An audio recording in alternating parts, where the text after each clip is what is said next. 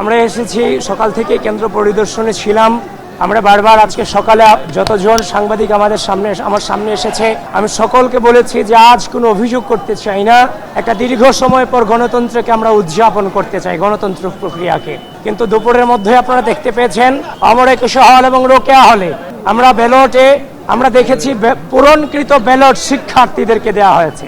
আমি রোকেয়া হলে প্রবেশ করেছি, তার সত্যতা নিশ্চিত করেছি। অমর একুশ হলে প্রবেশ করেছি, তার সত্যতা নিশ্চিত করেছি। সুতরাং আমরা যে আকাঙ্ক্ষা নিয়ে আজকে নির্বাচন করেছিলাম, অলরেডি সে আকাঙ্ক্ষাকে ব্যাহত করা হয়েছে। আমি আমার ভোটাধিকার প্রয়োগ করেছি মাত্রই, কিন্তু পরিস্থিতি আমার কাছে কোনো সুবিধাজনক মনে হচ্ছে না।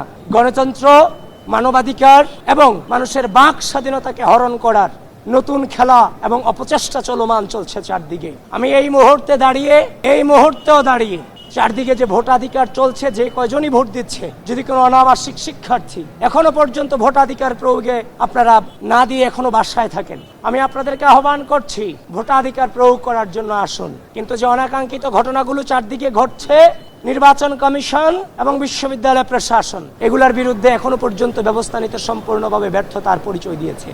এবং আমরা দেখেছি অমর একুশ হলে যে ঘটনা ঘটেছে, তার এগেনস্টে যে নির্বাচনী কর্মকর্তা ছিলেন তাকে কিন্তু অব্যাহতি দেওয়া হয়েছে। এবং আপনি দেখেছেন সকাল থেকে আমাকে টার্গেট করে মিস ইনফরমেশন, ডিসইনফরমেশন ছড়িয়েছে।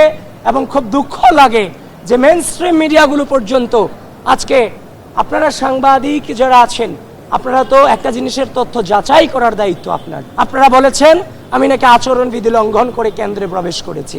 2025-এর যে ডাকসুর গঠনতন্ত্র আছে সেখানে স্পষ্টত লেখা আছে প্রার্থী এবং পোলিং এজেন্ট এরা তার কেন্দ্র পরিদর্শনে তার অ্যাক্সেস থাকবে, সে এখানে প্রবেশাধিকার পাবে, সে সেখানে প্রবেশ করতে পারবে, তদারকি করতে পারবে। কিন্তু সেখানে দেখলাম সকাল থেকে আমার বিরুদ্ধে গুজব রটানো হয়েছে এবং শেষ পর্যন্ত দেখলাম নির্বাচনী কারচুপির অভিযোগ আমি পেয়েছি। এখন আমি আবারও যাচ্ছি, দেখি রোকেয়া হল আরো বিভিন্ন হলে কিছু কারচুপির অভিযোগ আমরা স্পষ্টত পাচ্ছি। এবং আমরা মেইনস্ট্রিম মিডিয়াগুলোতে নিউজ দেখেছি শিবিরের বিরুদ্ধে প্রশাসন কারচুপির প্রমাণ পেয়েছে। নয়া দিগন্তে তো আমি এই মাত্র দেখলাম। সুতরাং আপনারা এগুলোকে যাচাই বাছাই করেন।